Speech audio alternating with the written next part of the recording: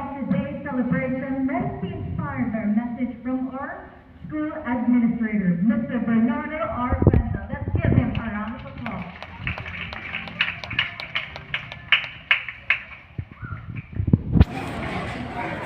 Thank you there.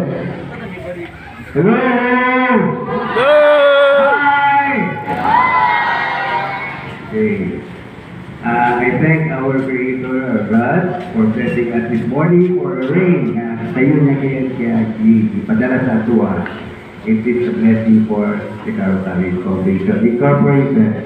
Okay, to our Dean of the College of Midwifery, Raquel Morales, and Principal of our Junior High School, Yang, and Principal of our Elementary Department, Rosmar Sanders, and of course, our walang kapagod-pagod na Director ng Office of Student Affairs, Rosmar, I'm sorry, Olong, Rebecca Pagunian. Let's give him very a lot of applause kasi siya lahat nag-prepare dito, no?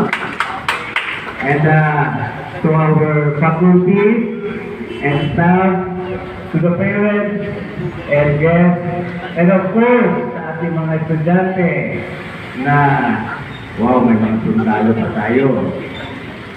Excited na ba kayo?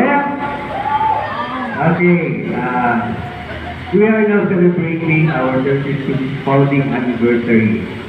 And ano ang pumapasok sa isip natin bakit tayo nagsa-celebrate ng foundation anniversary?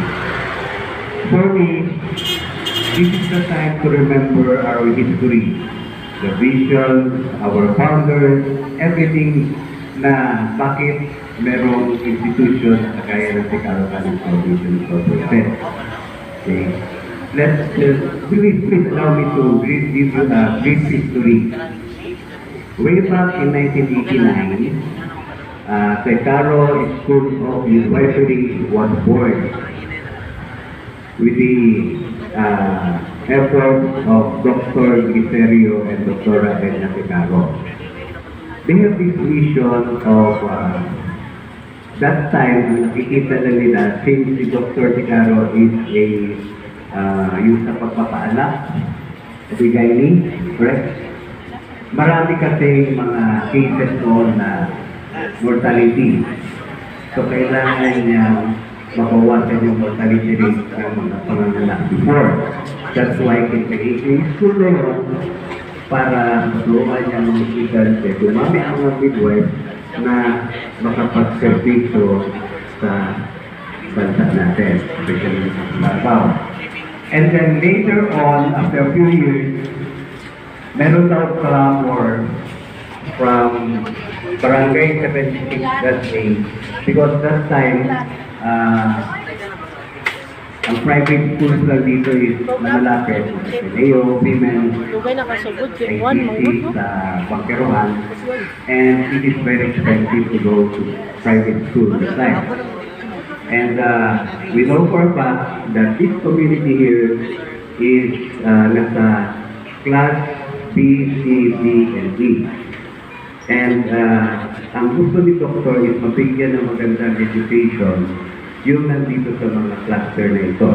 That's why they opened up rather, the elementary department. And afterwards, nung gumraduate na yung mga elementary, saan sila mag-high school? Na private school pa rin affordable. So, ginawa nila ang junior high school. So, yun yung history ng Caro School of Midwifery. Nung nagkaroon na ng basic education, ginawa nila sa Caro College Foundation Incorporated. And then, pinasok ng technical vocational.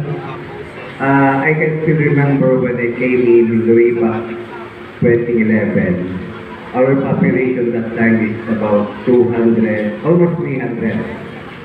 And then, we created programs. Umabot na kami sa more than 500. Nasa mga 600 na kami that time. Unfortunately, dumating si COVID-19. So, medyo doon na-apektuhan talaga ang eskwelahan. Up until now, At kita niya naman, maliit na yung population natin sa basic education. But still, we exist. Why?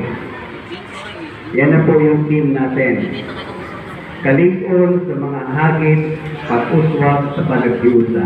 Without these people, you see here in front of you, wala ka sana si Caro. But because of their cooperation and then their willingness to sacrifice and offer their services, nandito pa rin po si Caro. That is what we are celebrating today. Kalig-on sa paghagit, sa mga hagit o pag-uswag sa panagilusan. And the Caro College Foundation Incorporated will be existing for the next years to come. Mawala man kami, pero ang Caro College nandito pa rin. Okay? Ayoko na pahabain pa ito because I know excited na ating mga team na mag-perform sa harapan natin. So once again, may buntag sa inyo and good morning.